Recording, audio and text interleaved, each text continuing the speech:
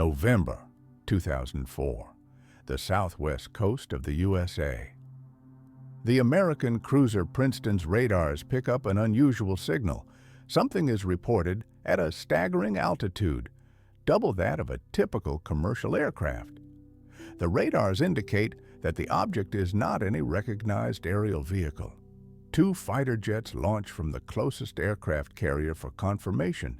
Each jet is manned by a duo of pilots. It's a clear day, characterized by blue skies and excellent visibility. As Commander David Fravor nears the designated coordinates indicated by the radar, he observes a turbulent patch on the otherwise tranquil ocean surface, approximately the size of a large passenger plane, alongside an unusual object hovering above the water. This sighting is not solely witnessed by Fravor. 3 other pilots also confirm it. One of the aircraft descends to take a closer look at the entity. The pilots then notice something out of the ordinary. The unidentified object appears to be similar in size to their fighter jet. However, what is peculiar is the complete lack of any known aircraft features. There are no discernible wings, propellers, or engines. Instead, it presents as a smooth, white, elongated shape. Fravor maneuvers even closer, but in an instant, the massive Tic Tac darts away with astonishing speed.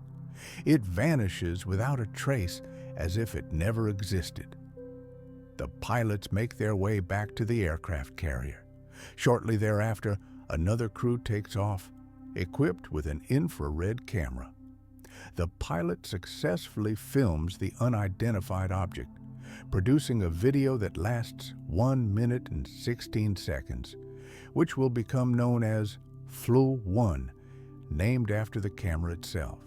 The device briefly captures the object before it abruptly speeds away. The so-called K-TAC incident is poised to become the most renowned UFO case of the 21st century, primarily due to its validation by multiple witnesses, advanced equipment, and official sources. Certainly, this isn't the only video capturing an unidentified flying object. There are hundreds, if not thousands, populating the internet, most of which hold little value. However, some stand out. This was precisely the point made by the Deputy Director of U.S. Naval Intelligence during congressional hearings on unidentified flying objects a few years back. This distinction highlights the level of discourse around the subject. It's one thing when individuals in tinfoil hats discuss extraterrestrials.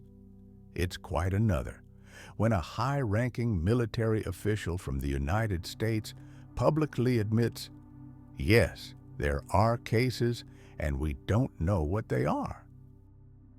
For centuries, strange objects in the sky have captivated humanity.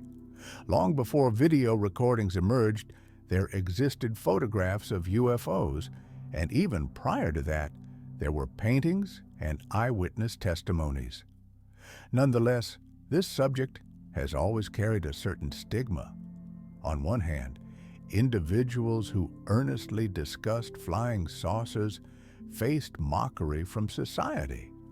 On the other, authorities have long suppressed and hidden information regarding UFOs, as revealed by declassified documents. Yet, countless individuals across the globe have witnessed peculiar objects, not through photos or videos online, but with their own eyes. I'm certain some of you belong to that group. Let's dive into this complex and controversial topic. In this video, you will discover the full story of one of the most enigmatic phenomena. What is behind the strange objects observed in the sky across various regions of the planet? Who creates mysterious markings and fields? Who is responsible for the abductions of people and animals? Why do authorities hide information about these events? And ultimately, are we alone in this universe? Florida, California, Louisiana. Let's go ahead and tackle the two primary questions that pique everyone's interest. Do UFOs exist? The answer is a definite yes. Historically, the term UFO has become associated with flying saucers, little green men, and more. However, UFO literally means what the acronym suggests: Unidentified Flying Object, an airborne entity that remains unidentified. It could be recognized later on, or it may never be due to insufficient data from witnesses or equipment. The second key question: do civilizations and intelligent beings exist beyond Earth? With a very high probability, yes. This isn't merely my assertion, it reflects what mathematics implies. The numbers strongly support the existence of extraterrestrial life. Let's do some calculations together. 8 planets revolve around a star known as the Sun, accompanied by several hundred moons, comets, and asteroids. This collection constitutes what we refer to as the solar system. The solar system represents just a fraction of the immense galaxy called the Milky Way. According to astronomers' estimates, there are between 100 to 400 billion stars in this single galaxy alone. The Milky Way, along with several other galaxies, constitutes a small segment of a vast structure known as a supercluster. Within this supercluster, there are hundreds of thousands of other galaxies. This supercluster is part of an even larger complex, consisting of around 60 superclusters. In summary, the universe is so vast that the possible number of planets capable of supporting life and intelligent beings is this figure multiplied by 1,000. It's evident that these calculations are theoretical, yet it is unlikely anyone would conclude, after considering this, that Earthlings are so exceptional as to be the only living entities among trillions of potential alternatives. From the inquiries about the existence of UFOs and the reality of extraterrestrials, a third question naturally arises, which we will primarily explore today. Could extraterrestrial civilizations be responsible for at least a fraction of the many UFO sightings on our planet? And what explains the other occurrences? Before we dive in, it's important to touch on a couple of additional points.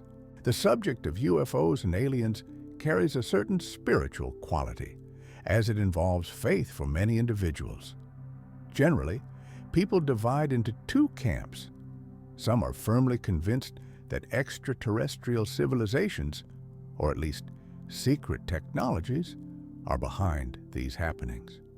Meanwhile, others prefer to search for comprehensible and simplistic explanations, even for phenomena that defy human understanding and the laws of physics.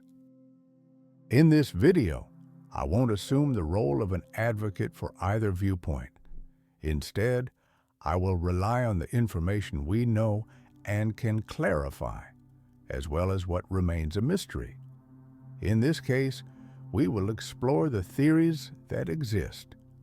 Most of the cases mentioned will pertain to the United States of America. There are several reasons for this focus, one of which stands out. This excerpt is intriguing not just for what this individual is saying, but for who he is. This is U.S. President Jimmy Carter. In the United States, UFOs have been a topic of discussion among presidents, high-ranking officials, scientists, military personnel, and a multitude of everyday individuals who have either witnessed phenomena or have a keen interest in the subject. As a result, we possess an abundance of data specifically related to the U.S. By data, I refer to eyewitness accounts, documents, photographs, videos, newspaper archives, television programs, and various other information sources, because only with a substantial amount of data can we draw sound conclusions. This isn't to say that UFO incidents haven't occurred outside the U.S. They certainly have, and we will examine some of those as well. However, the majority of this video will concentrate on the States. Nonetheless, all conclusions can reliably be applied to other countries as well. The volume of articles and video materials discussing UFO incidents is extensive. While the number of articles and materials that debunk these incidents is slightly smaller, it remains considerable. However, analyzing each case in isolation from its historical context is not entirely accurate. It turns out that answers to many questions, even those concerning contemporary UFO incidents, can be traced back to the past. That is where we will direct our focus. In July 1947, Colonel William Blanchard examined the wreckage of a mysterious object. Fragments of wood, rubber strips, and scraps of reflective material adorned with strange symbols resembling hieroglyphs. Just a few days prior, a local farmer had made this discovery. The incident took place near a village approximately 100 kilometers from the Roswell Air Force Base.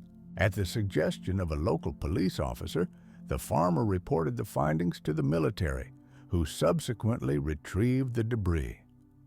Colonel Blanchard, the commander of the air base and an experienced pilot, recognized that the wreckage did not belong to any known aircraft. He almost certainly understood what lay before him. This was the object that half the country was buzzing about. In a press release issued at Blanchard's direction, it was announced that the military had successfully captured the first flying saucer. Colonel Blanchard declared this discovery with such confidence for a specific reason. Just 2 weeks earlier, an event occurred that marked the beginning of the modern UFO era. At that time, businessman Kenneth Arnold was flying in a small private plane when he spotted a bright light in the sky, along with 9 convex objects near Mount Rainier in western United States. According to Arnold's assessment, the objects were traveling faster than the speed of sound. An Air Force officer dispatched to interview Arnold concluded that he had likely seen what he claimed. Supporting Arnold's credibility was his status as a sufficiently experienced pilot who had logged numerous flight hours during World War II. The entire narrative would serve as excellent material for Mythbusters. Today, there are various theories, ranging from the notion that these sightings were mere reflections from his own aircraft instruments to the possibility of rocket tests happening in relative proximity. However, too much time has elapsed, and it seems unlikely that we will ever uncover the truth about what Arnold witnessed, or if he witnessed anything at all. In 1947, conventional explanations hardly captured anyone's interest. Arnold's case rapidly gained prominence nationwide within just a few days. Kenneth himself described the movement of the unidentified objects in an interview as similar to a plate gliding across water. Journalists from several newspapers summarized this more succinctly by coining the term flying saucers. Thus, largely due to a misunderstanding, the most iconic depiction of alien spacecraft was born, resulting in a genuine wave of flying saucer reports. Reports of new flying saucers began pouring in rapidly. Newspapers across various regions of the United States almost daily announced fresh sightings of strange objects in the sky, with most referring to them as flying saucers. Just 4 days later, a naval aircraft pilot observed 6 round flying objects soaring over Nevada. On the same day, an Air Force officer reported witnessing a peculiar flying object that passed overhead and ascended at a 90-degree angle, this time over Alabama. A few days later, several military and civilian witnesses from Washington state claimed to have seen a round aluminum flying object. After yet another few days, the crew of a passenger airplane described a rapidly approaching light in the sky above Oregon. The pilots activated their landing lights to signal the aircraft, but soon realized it was an unusual plane. What they saw were several flying discs that flashed before them for about 10 minutes. Finally, just a few days later, on July 8th, the incident in Roswell unfolded. Given this context, it's not surprising that the Air Base commander's first reaction was to identify the wreckage as a flying saucer. By midday, a press release from Colonel Blanchard appeared in several newspapers and included interviews with a couple of local witnesses who described a glowing object zipping overhead. The news of the incident created such a stir that within just a few hours, not only journalists from across the nation, but also international publications began contacting the Roswell base. 3 hours later, General Remy, the commander of the District Air Force, declared that the wreckage discovered in Roswell was merely a regular weather balloon and that nothing extraordinary had occurred. Spoiler alert, half a century later, it would be revealed that this was simply a cover-up. But we will get to that later. The very next day following the Roswell incident, newspapers in the nearby state of Arizona published the first photographs of flying saucers. 2 grainy, low-quality images showed something resembling a flying disc. According to the photographer William Morose, the object flew at an altitude of about 300 meters before vanishing into the sky at high speed. By the end of that same year, 1947, there were approximately 800 reports of flying saucers in the United States. According to surveys, 90% of Americans were aware of the phenomenon of discs in the sky, and this was less than a year later. When journalists sought explanations for the events from scientists, they asserted that flying saucers did not exist. Astronomer Gordon Ethel Waterman told Time magazine that such aircraft were impossible and attributed the numerous incidents to natural phenomena and mass hypnosis. All right, let's pause for a moment. Some of you may have a valid question. The cause of the mass reports of saucers in 47 is, let's assume, clear. However, there were sightings prior to that, and they indeed happened. People have reported strange lights and objects in the sky throughout various centuries. There's a theory suggesting that the biblical account of the prophet Ezekiel and the wheels is merely a report of a flying saucer. There are suspicious details in paintings and stories from legends. Nevertheless, it's challenging to take all of this seriously due to a lack of documented evidence. The situation improved somewhat in the 19th century as reports of strange objects began appearing in newspapers. In 1890, multiple stories circulated in the press from various locations across the United States about unusual objects in the sky. Various hypotheses were proposed to explain these occurrences, ranging from a mysterious inventor and his creations to Martians, of course. However, no photographs, wreckage, or other evidence surfaced, prompting journalists themselves to conclude that the stories were most likely hoaxes. Truly intriguing events began to unfold during World War II. In 1944 and 1945, primarily American pilots reported unusual incidents in the sky over Europe. In most instances, pilots described glowing white spheres that appeared near the wing or behind their aircraft. These strange objects would follow the pilots and sometimes execute impossible maneuvers. On the ground, the pilots' accounts were mostly attributed to fatigue, exhaustion, or food poisoning.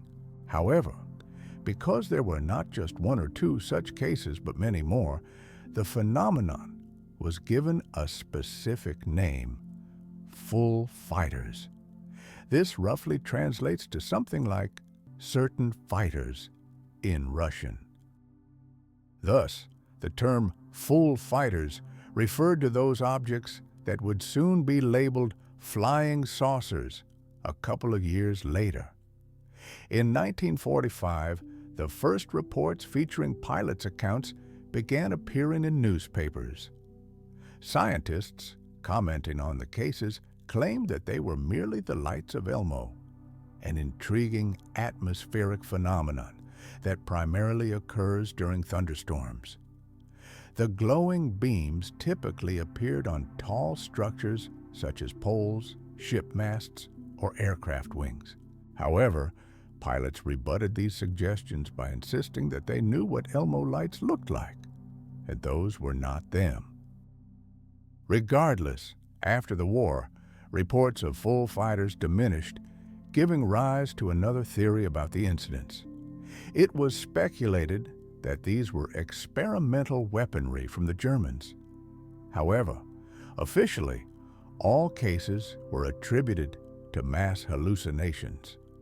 This explanation would have appeased the American authorities had it not been for everything that transpired in the sky over the states in '47. Initially, public officials appeared to disregard what had occurred. However, by the end of the year, the number of incidents had reached a point where they could no longer be ignored. The military's primary concern, of course, was not extraterrestrial civilizations, but the potential for superweapons from a strategic adversary, with the Soviet Union increasingly taking on that role. Overall, everything that unfolded within the upper echelons of power in the U.S. in '47 is highly telling. It provides valuable insight into the UFO incidents that occurred over the next 70 years. Many Americans believed that the authorities were concealing information. However, the issue lies in the fact that one can hide not just knowledge, but also ignorance. By the end of '47, the FBI and the Air Force were conducting investigations into the incidents. Their efforts mainly consisted of interviewing and verifying witnesses. Overall, there was nearly no other data available. Of several hundred incidents involving saucers, only a handful had any wreckage discovered, which did not arouse suspicions among investigators, along with 2 grainy photographs of a flying disc. However, the quality of these photos did not permit any definitive conclusions. In summary, the authorities themselves were uncertain about what it was. However, authority hinges on credibility. Publicly admitting that, yes, something is flying but that we don't know what it is, does not project much authority. Another complication arose from the misunderstandings between agencies within the country. The FBI and the Air Force are independent organizations, which meant that the FBI had to formally request information from the military to establish whether the incidents were tests of secret weapons by the Americans themselves. At the end of '47, A notable report on flying saucers by Lieutenant General Twining was published. However, the document only gained fame several decades later when it was declassified. In this report, Twining asserts, quote, "The phenomena being reported are something real, not fantastic.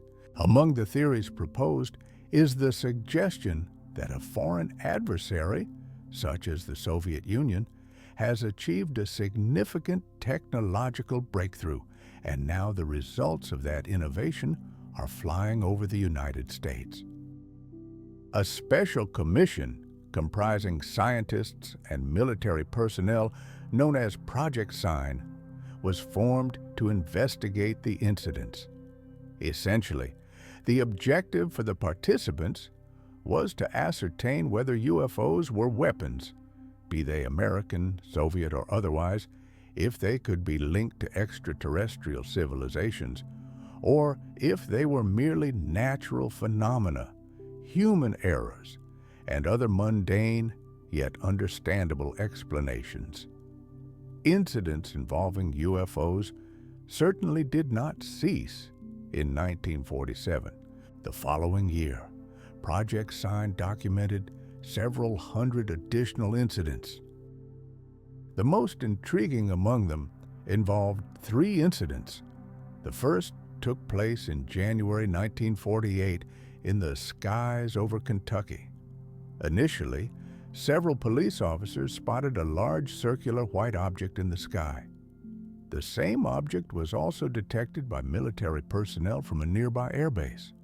Some reports indicated that the diameter of the disk was 100 meters, while others claimed it was considerably smaller. A fighter jet was dispatched to intercept the mysterious object with Captain Mantell at the controls. At that time, the unidentified object was at an altitude of roughly 5 kilometers and was ascending even higher. The pilot continued his pursuit. Approximately an hour later, the wreckage of Captain Mantell's plane was located by other pilots. The investigation determined that the cause was loss of consciousness due to a lack of oxygen. The pilot did not have an oxygen mask and ascended to too high an altitude while pursuing the object. Thus, indirectly, Pilot Mantell became the first casualty of a UFO encounter. Interestingly, up until that point, in none of the cases, which numbered over 1,000 in all, had anyone reported any hostile behavior from the objects. According to the official account of the investigation, what Mantell was pursuing was nothing more than the planet Venus. However, this explanation raised significant questions. What then did the other witnesses observe that day? And how could an experienced pilot like Mantell mistake a UFO for Venus? The next intriguing episode of 48 involved an incident with a passenger plane from Eastern Airlines. 2 pilots spotted a large cigar-shaped object flying at an astonishing speed. The object then executed a sudden turn and vanished into the sky. The incident was reported not only by the pilots, but also by several witnesses on the ground. The third and most fascinating case of 48 involved an incident with a military aircraft over North Dakota. The pilots were in pursuit of a mysterious white sphere that was evading them at remarkable speed while executing astonishing maneuvers. Later, the commission concluded that the pilots had actually observed a weather balloon, or the planet Jupiter. However, the pilots themselves refuted these findings. Another noteworthy incident took place in Germany, as it marked the first time a UFO was detected by radar. Hundreds of cases from 48 could be classified according to the shapes of the observed UFOs. These included disks, elongated torpedoes, and spheres. According to witnesses, some of these objects executed maneuvers that no known aircraft could replicate. For instance, they changed trajectory, ascended or descended, covering miles in mere seconds. Anyone inside such an aircraft during those maneuvers would simply have their skeleton crushed by the G-forces. The conclusions of Project Sign left the military largely dissatisfied. Essentially, the Commission determined that in most instances, the UFOs were natural phenomena, weather balloons, or other aircraft. Some incidents were attributed to human error, but in around 20% of the cases, specialists concluded that the true cause remained unexplained. This indicated that there was insufficient information to classify them and assess whether the objects presented a threat. Participants in Project Sign deemed the theory of superweapons from other countries highly unlikely, as it would require an extraordinary level of technological advancement and an even more remarkable level of secrecy to develop such items completely under the radar. Interestingly, some members of the Commission suggested that certain cases might involve extraterrestrial civilizations. The conclusions of Project Sign were kept classified for many years, and the team of specialists was disbanded. In their stead, the U.S. Air Force formed a new commission known as Project Grudge. This ongoing reorganization of commissions primarily signified one thing: the authorities did not comprehend what they were dealing with and undoubtedly did not want ordinary Americans to be aware of it. Initially, high-ranking officials in the Air Force either denied or downplayed most news regarding the discs. However, as the number of incidents escalated, press coverage skyrocketed. It is worth mentioning that much of the material about the discs was published by less reputable sources like the New York Times and Washington Post. These articles appeared in publications with titles such as The Unknown, Popular Detective, Incredible, and other sensationalist media.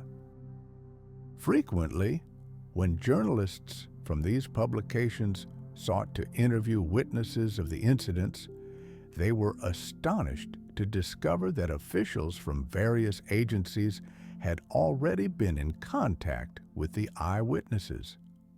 This indicated that, behind the scenes, the authorities were quite eager to comprehend what was occurring in their skies. Gradually, the Air Force opted to initiate a media counteroffensive. They published several articles in prominent publications featuring journalists and experts, including Nobel laureates, who debunked the flying saucers. They provided rational explanations, citing phenomena such as Venus, meteor showers, and human errors. However, the impact of the media campaign was counterproductive. Americans became even more intrigued by the subject of flying objects. Due to discrepancies in the official narratives, they increasingly gravitated towards alternative theories. Among the popular conspiracy theories were aliens, Soviet superweapons, and superweapons developed by the Americans themselves. And here's something interesting. What were called conspiracy theories in the late 40s and early 50s were actually plausible hypotheses evaluated by specialists from the classified government project Grudge. Scientists thoroughly investigated these theories, performing similar mathematical calculations to those we conducted at the beginning of this video, and concluded that the likelihood of a civilization beyond Earth was significant. The main limitation of this theory was that intergalactic travel would necessitate an astounding level of technological advancement that was challenging to conceive. In fact, It still remains difficult to imagine even today. The approach of Project Grudge to the investigation was considerably more organized than that of its predecessor, Project Sign. Out of over 1,000 cases, they narrowed it down to a few hundred that had sufficient data for systematic analysis. And among these, 30 incidents were noted as unexplained. The project was directed by Air Force officer Edward Ruchelt. A key aspect of his methodology was impartiality.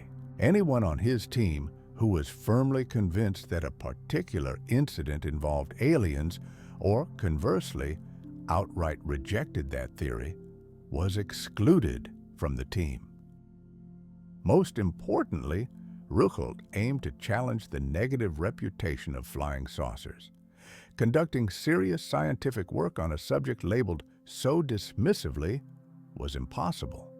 Thus, he proposed renaming the incidents to UFO, or Unidentified Flying Objects. In Russian, this phrase translates literally as "неопознанный летающий объект." Project Grudge evolved into a new organization known as Blue Book. You might have heard of this name. Among the experts tackling the UFO issue were highly respected individuals. One of the most renowned astronomers, Professor Joseph Hynek, was involved not only in space research, but also, for example, in the development of remote-controlled projectiles for the military during the war. The work of Project Blue Book was conducted at a military base in Ohio. There, they not only developed advanced models of American missiles, but also analyzed samples of captured German and Soviet weaponry. In summary, this further highlights that behind the scenes, the American military took the real causes of unidentified flying objects seriously and explored all possible explanations, with the main ones being 5 secret weapons developed by the Americans, secret weapons of a strategic adversary, at that time the USSR, human error or mass hysteria, deliberate dissemination of false information aimed at destabilizing the situation in the country, and finally, extraterrestrial civilization. These 5 explanations for unidentified objects in the sky largely remain relevant to this day. It is evident that a considerable number of incidents, upon investigation, have roots in human nature. We are inclined to see what we want to perceive. If everyone around is discussing flying saucers, you begin to notice them as well. However, a minority of cases were genuinely captivating, either lacking explanations or where the official narrative raised questions. This was the situation with the unexplained death of Captain Mantell. Edward Ruchelt was familiar with this case and did not accept the official explanation that the experienced pilot Mantell mistook Venus for a UFO. During the investigation, it became apparent that on that particular day and at that specific time, Venus could not have been clearly visible. This indicated that Mantell must have been observing something entirely different. Ruchelt and his team concentrated on the testimonies of other witnesses who reported that the object was more than just round. It resembled the shape of an ice cream cone. The investigation uncovered that at the same time, an American company was testing a new model of a weather balloon for military purposes. Neither Mantell nor the other witnesses on that day had encountered such configurations or had any knowledge of their development. In other words, the pilot lost his life while investigating a secret military development of his own country. Yet, despite the relatively successful efforts of Project Blue Book, a significant issue with all the incidents remained the limited data available. In most instances, there were neither photos nor videos nor radar readings, and even the number of eyewitnesses was usually quite small. However, soon an event occurred that would be remembered in history as the Washington Carousel. July 19, 1952 was just another hot summer day in Washington. Around midnight, air traffic controllers at the local airport detected multiple unidentified objects on their radars. One of the controllers informed his supervisor, "I see a fleet of flying saucers." Pilots arriving in Washington and other controllers reported seeing unidentified glowing objects that same night. Furthermore, radar data indicated that unusual objects were even detected in the restricted airspace above the White House. According to the pilots, the movement of these objects was strange. One pilot described their motion as erratic, much like children playing on a playground. Ruchelt and the Blue Book Commission began their investigation into the incident.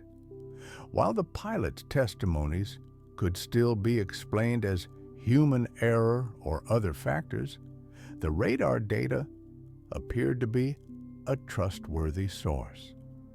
However, the analysis of 3 different radars that detected the objects produced an unusual result.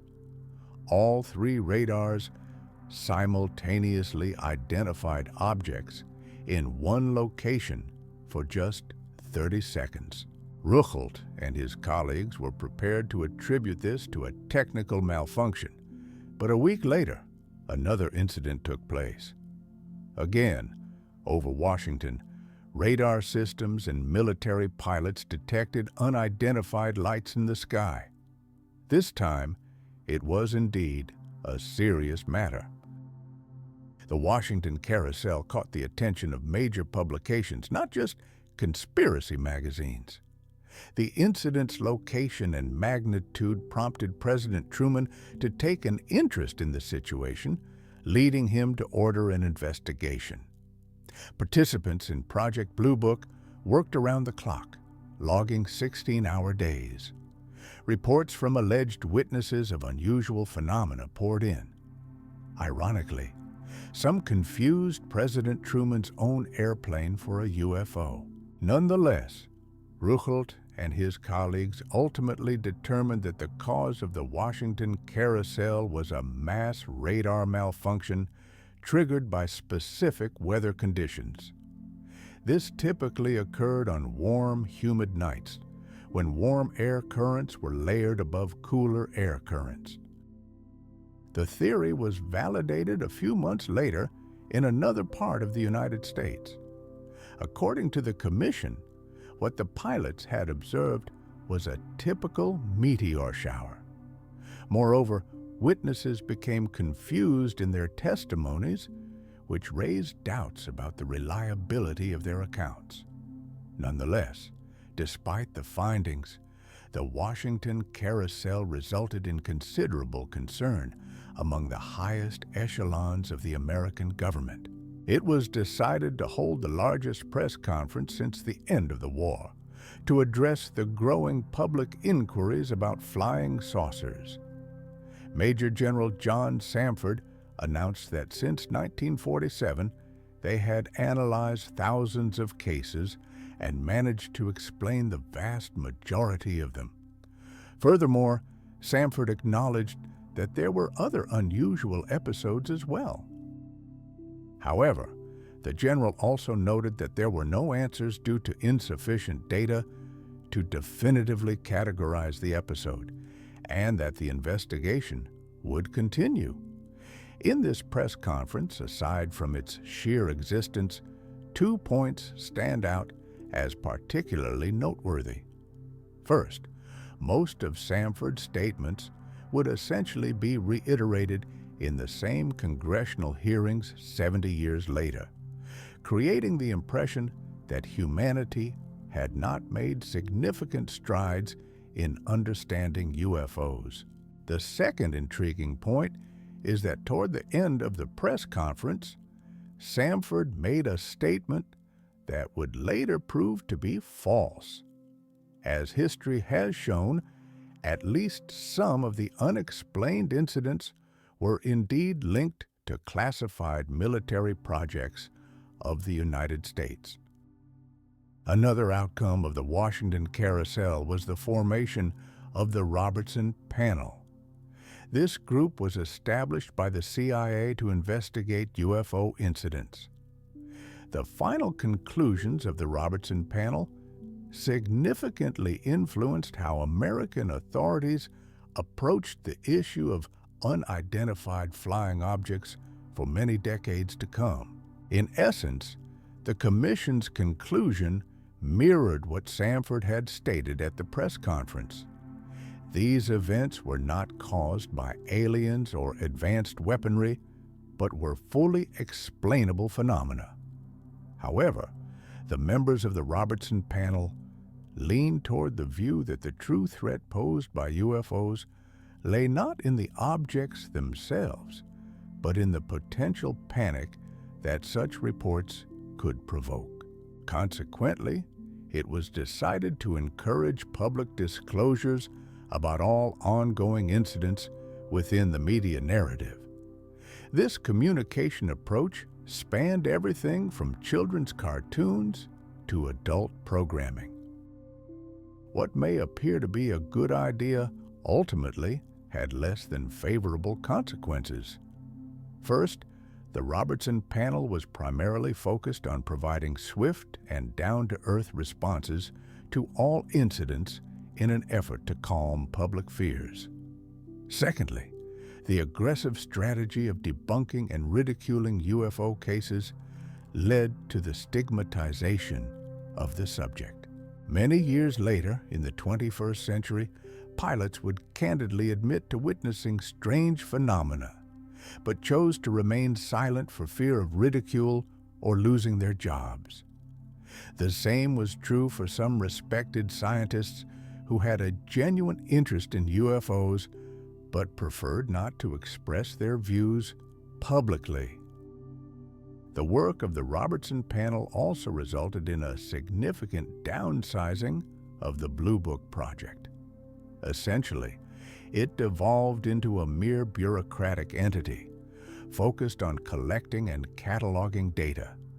However, despite the authorities' numerous efforts, the fascination with flying saucers remained extremely popular in the 1950s. A multitude of articles and books emerged that challenged or questioned the official stance on UFOs. Moreover, saucers started to become prominent fixtures in popular culture, appearing in everything from comics to television series. It's also crucial to remember that an arms race was already underway. Nuclear testing, the Cold War, and other factors contributed to heightened interest in various objects filling the skies. For instance, the renowned psychologist Jung proposed the theory that widespread sightings of flying saucers represent a natural psychological response to the fear of nuclear war. At this point, it is likely helpful to clarify a key question: just how flying is a flying saucer? In other words, can an object shaped like that actually take off and fly? The presence of wings on airplanes is not incidental. The very design of a wing is what enables an aircraft to remain airborne. However, human-made flying devices resembling saucers are unlikely to have been witnessed. This is due to the fact that such experiments have been conducted before, and they ended in failure. In the late 1940s, a Canadian designer named Frost proposed a similar model to the U.S. Air Force, which agreed to support the project. Theoretically, there was some rationale behind this idea. An aircraft requires an airfield for takeoff, and airfields are likely among the first targets for a strategic adversary. In other words, having an aircraft capable of vertical takeoff and landing would be advantageous. Eventually, it took about a decade of development to conclude that the project was not feasible, as the flying saucer could scarcely achieve flight even at a very modest altitude. Nonetheless, such experiments were unlikely to sway enthusiasts of saucers. After all, if extraterrestrial civilizations could reach Earth, they would be far more advanced than we are and would have discovered how to make saucers fly. However, despite all the fascination, by the late 1950s, aliens and flying saucers had begun to take a back seat. The reason for this shift was humanity's remarkable achievements: satellite launches, rockets carrying animals, the historic flight of the first human into space, and the intense competition of the space race between superpowers. These developments became far more captivating in the late 1950s and early 1960s than merely observing mysterious lights in the sky. Finally, people were able to venture beyond their own planet. Nevertheless, this did not mean that strange incidents involving UFOs stopped occurring.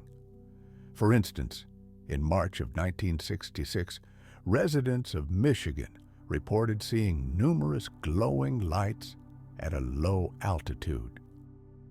Representatives from Blue Book arrived at the scene to find many individuals in a state of panic. To restore calm, they swiftly organized a press conference without thoroughly reviewing the data.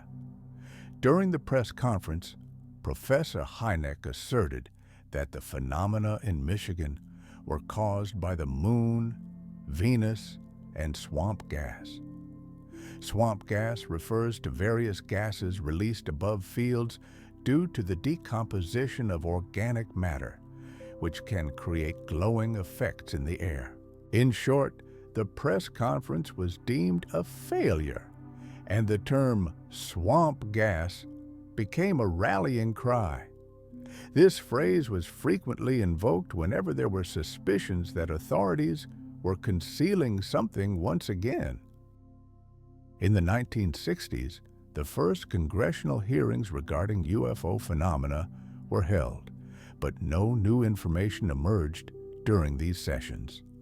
Consequently, Congress would not reconvene on this matter for more than 50 years. By the early 1970s, the Blue Book project was terminated, marking the conclusion of the golden age of official UFO investigations, commissions, hearings, and similar efforts. The decline of coherent scientific discourse surrounding UFOs was not solely the responsibility of American authorities. Advocates of the extraterrestrial theory also contributed significantly to this regression. The reports of saucers were not the only developments during this period. Gradually, individuals began to surface claiming they had been abducted by aliens.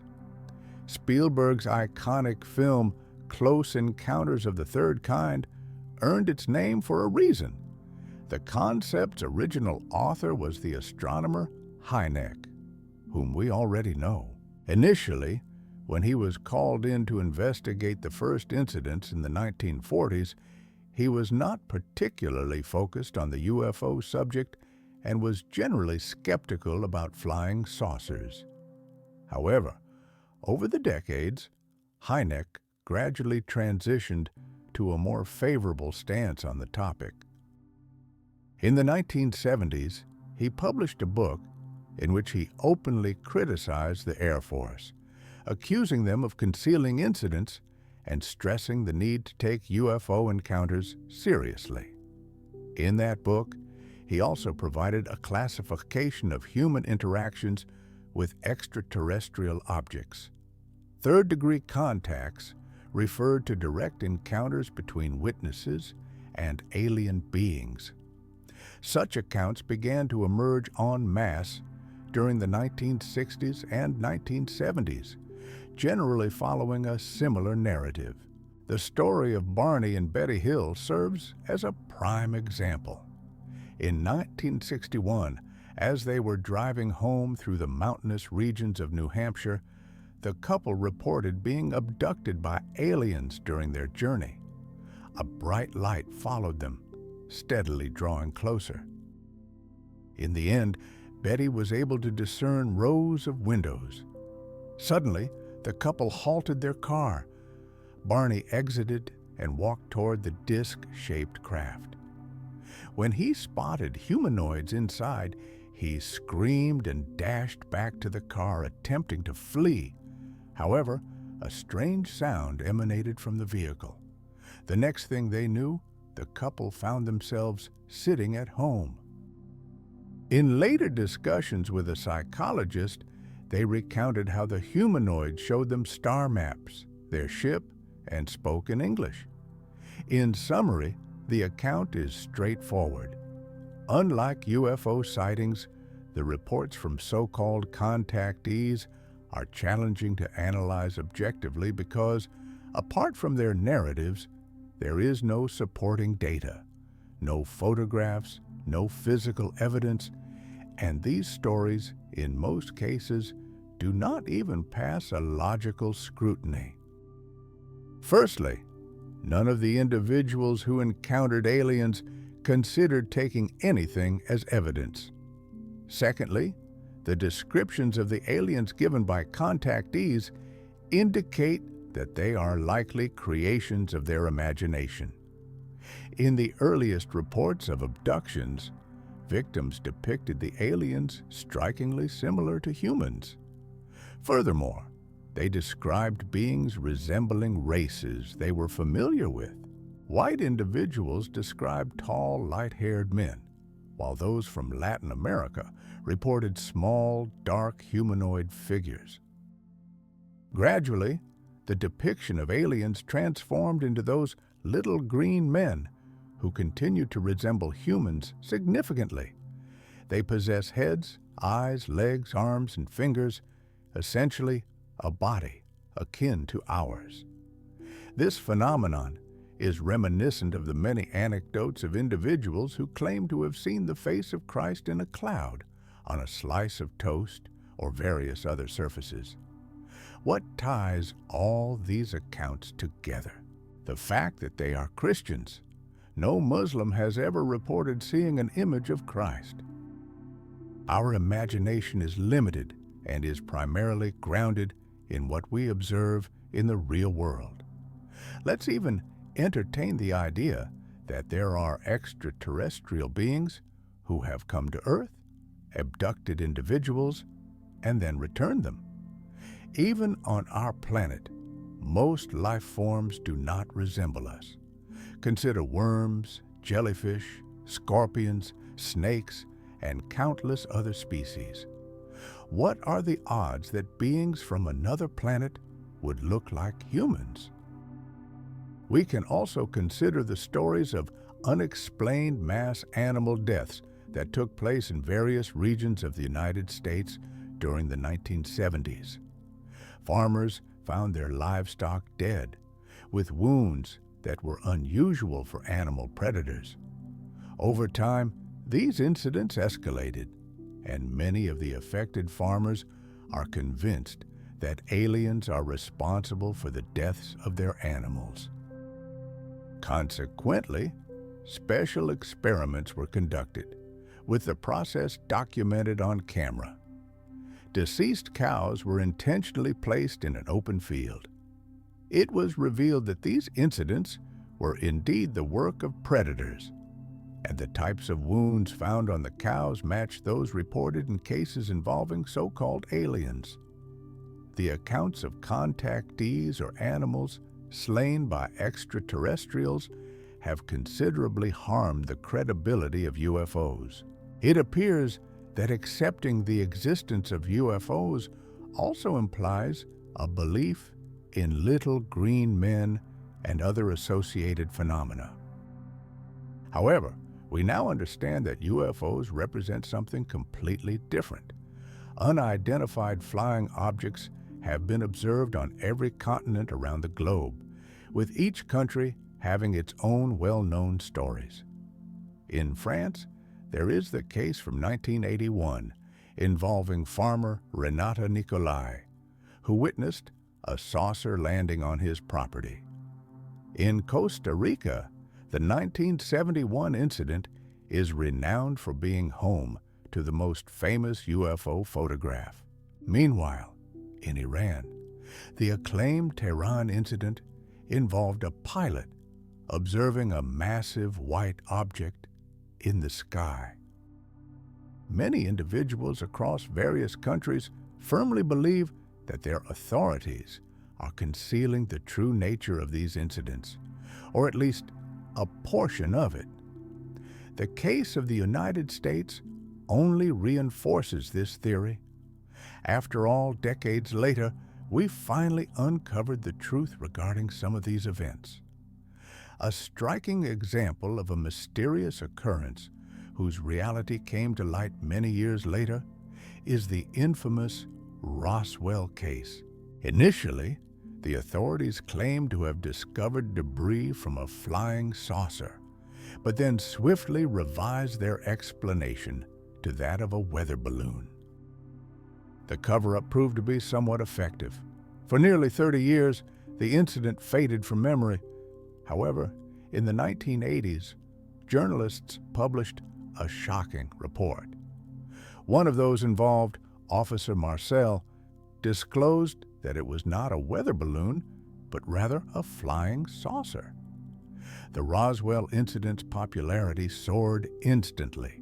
For many conspiracy theory enthusiasts, it became a symbol of the belief that authorities are concealing the truth. It wasn't until the mid-1990s that the U.S. Air Force released a report claiming the real cause of the events in Roswell was a classified program named Mogul. These were balloons intended for high-altitude flights and monitoring Soviet atomic tests.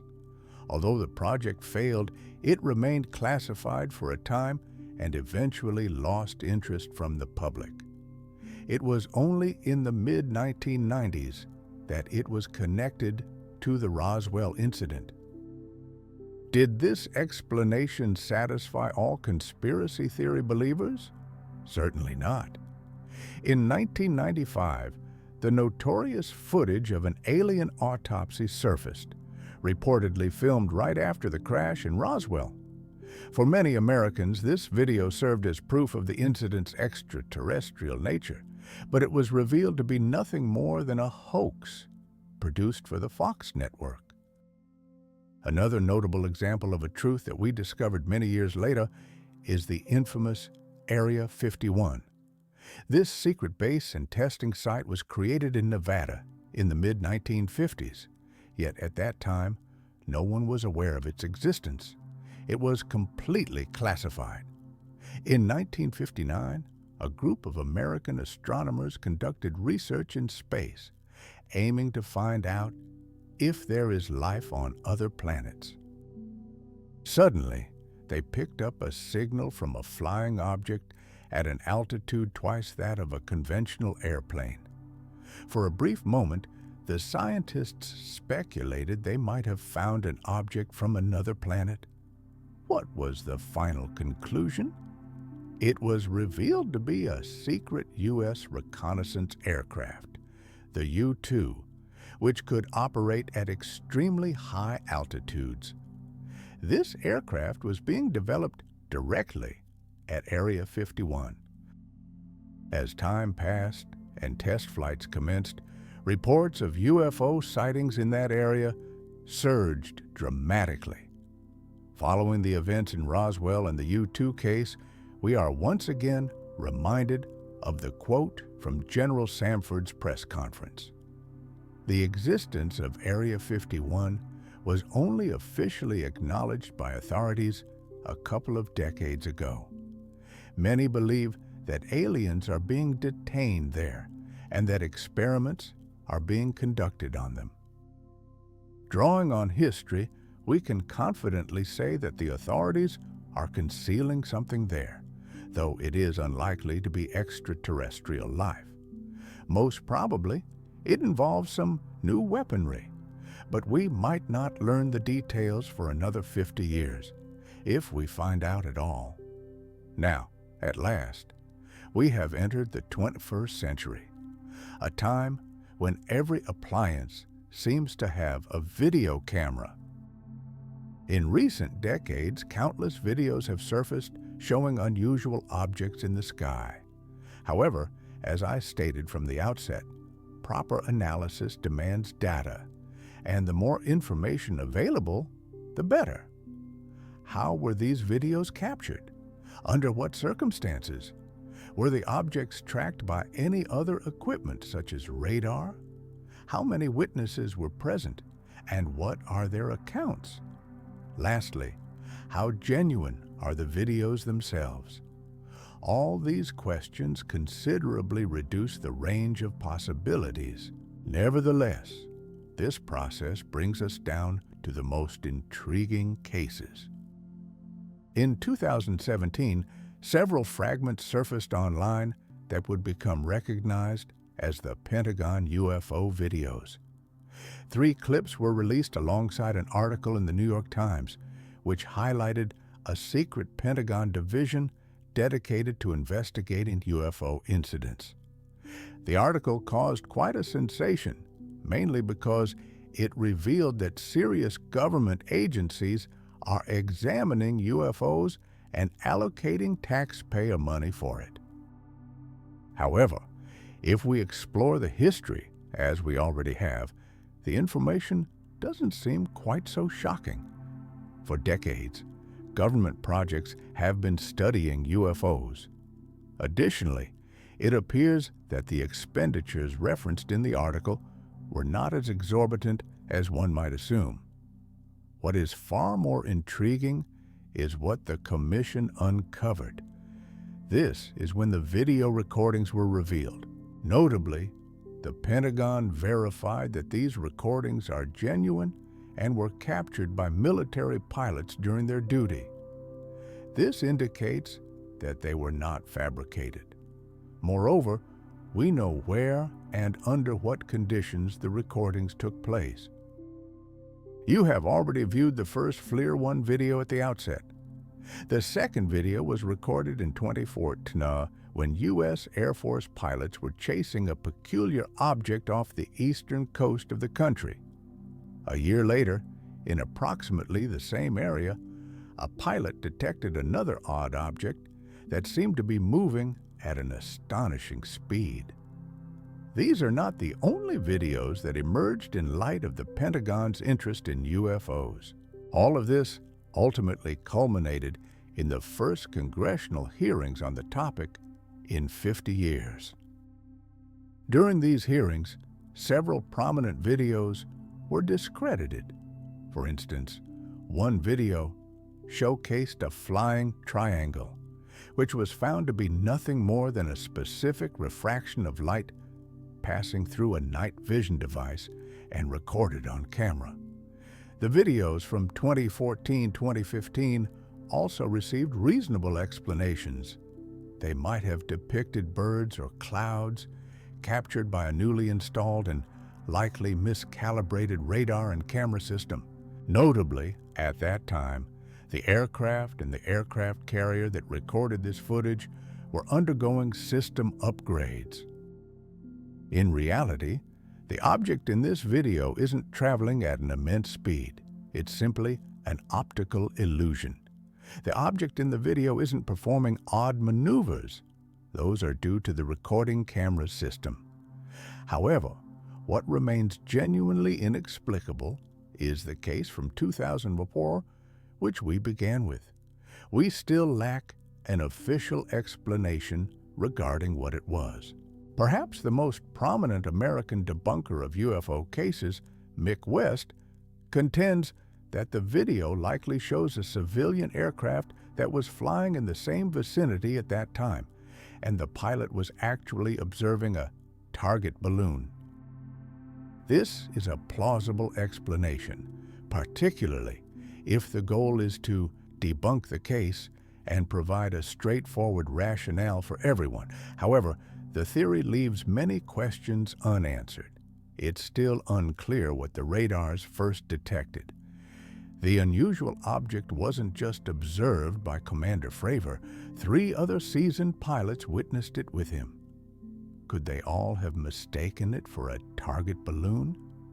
Moreover, why did the object exhibit such peculiar behavior? In short, as noted by the Director of U.S. Naval Intelligence, there are several cases that still require further clarification.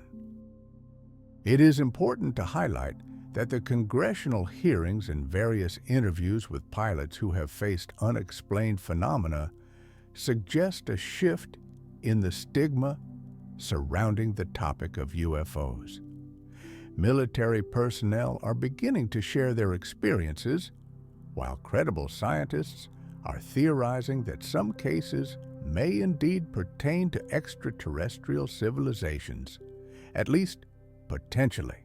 After all, when discussing well-documented yet still inexplicable episodes involving UFOs, we cannot definitively assert that they are intelligent extraterrestrial beings. However, we also cannot overlook the possibility that these may not be extraterrestrial beings. Although, to be fair, it would likely be far more beneficial for humanity if all unexplained UFO incidents could be explained with more earthly reasoning. After all, if representatives from distant parts of our galaxy or beings from other galaxies have made contact with us, it implies they are thousands, if not hundreds of thousands, of years more advanced in their development. And we all recall what happened to the Incas and Aztecs upon the arrival of advanced Europeans.